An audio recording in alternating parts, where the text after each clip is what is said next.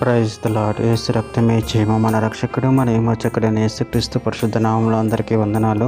చిన్న ప్రార్థన ద్వారా ఈ రాత్రికాల వాక్యదానం చేసుకుందాము.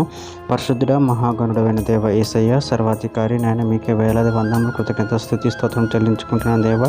దేవ రాత్రికాల సమయంలో ప్రభువా వాక్య భాగం ధ్యానిస్తుండగా వాక్య భాగం అర్థమైనట్లు సహాయం చేసి మీ కృపలో బలపరిచి మీకు మాదిరిగా నన్ను నడిపించమని చిన్న ప్రార్థన యేసుక్రీస్తు పరిశుద్ధ నామములో అడిగి వేడుకుంటున్నాను తండ్రి. Amen amen. సామెతల గ్రంథం 13వ అధ్యాయం 2వ వచనం. నోటి ఫలము చేత మనుషుడు మేలు అనుభవించును, విశ్వాసఘాతకులు బలాత్కారం చేత నశించుదురు. ఆమె దేవుడి వాక్య భాగం దీవించును గాక.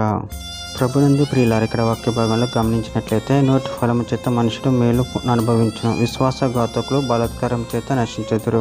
అదేవిధంగా వాక్య భాగంలో గమనించినట్లయితే సామెతల గ్రంథం 12వ అధ్యాయం 14వ వచనంలో, ఒకడు తన నోటి ఫలము చేత తృప్తిగా మేలు పొందును, ఎవని క్రియల ఫలము వానికి వచ్చును. సామెతల గ్రంథం 18వ అధ్యాయం 20వ వచనంలో, ఒకని నోటి ఫలము చేత వాని కడుపు నిండును, తన పెదవుల ఆదాయం చేత వాడు తృప్తి పొందును. సామెతల గ్రంథం 1వ అధ్యాయం 31వ వచనంలో, కాబట్టి వారు తమ ప్రవర్తనకు తగిన ఫలమును అనుభవించెదరు, తమకు వెక్కసగమగు వరకు తమ ఆలోచనలు అనుసరించెదరు.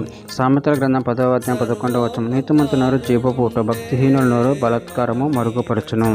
కీర్తనల గ్రంథం 140వ అధ్యాయం 11వ వచనంలో, కొండములాడు వారు భూమి మీద స్థిరపడుకొందురుగాక, ఆపత్తు బలాత్కారమును తరిమి వారిని పడద్రోయునుగాక. యాకోబు రాసిన పత్రిక 1వ అధ్యాయం 26వ వచనం, ఎవడైనా నోటికి కళ్ళము పెట్టుకొనక తన హృదయమును మోసపరుచుకొనచ్చు, భక్తి గలవాడని అనుకుని నెడల వాని భక్తి వ్యర్థమే.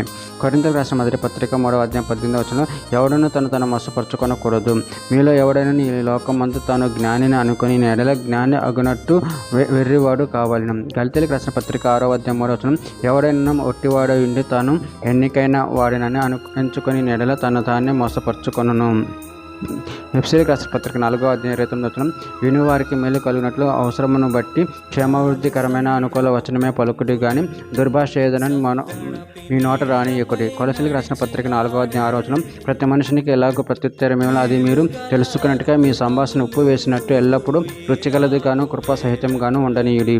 చివరిగా ఒక మాట, పేతురు రాసిన మొదటి పత్రిక 3వ అధ్యాయం 10వ వచనం, జీవమును ప్రేమించి మంచి దినములు చూడగోరువాడు చెడ్డదాన్ని పలకకుండా తన నాలుకను కపటపు మాటలు చెప్పకుండా తన పెదవులను కాచుకొనవలెను. ఆమె దేవుని వాక్య భాగం దీవించిన కాక చిన్న ప్రార్థన చేసుకుందాము.